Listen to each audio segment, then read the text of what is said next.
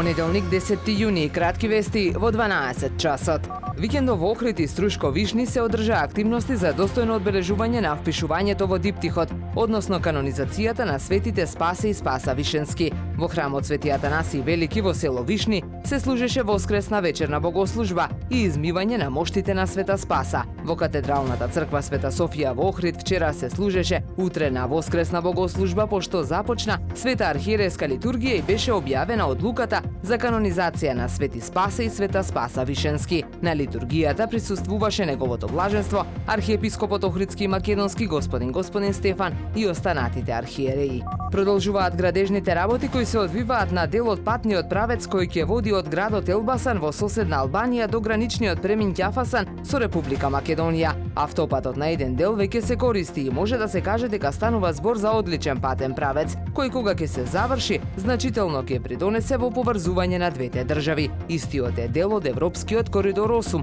и на него паралелно се одвиваат градежни работи за тампонирање и асфалтирање на делницата. Поголемите зафати започнуваат од локацијата на Хотел Балкан па натаму кон Елбасан. Работата на овој потек започна пред околу една година. Станува збор за потек од околу 6 километри, а целиот зафат до границата со Република Македонија треба да заврши за околу 2 години. Фоторепортажата можете да ја погледнете на ohridpress.com.mk.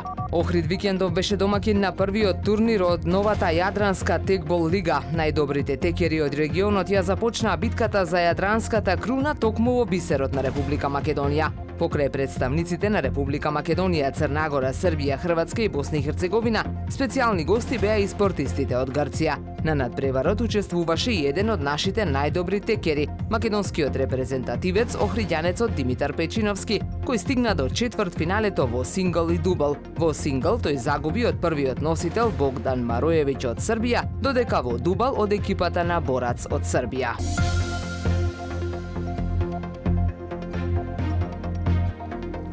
Денес во Охрид не очекува сончево и многу топло време со мала до умерена локална облачност. УВ индексот ќе биде 8, максималната температура до 30 степени. Повеќе информации на ohridpress.com.mk. Уредник и водител на вестите Даниела Спасик. Технички реализатор Реджеп Селман.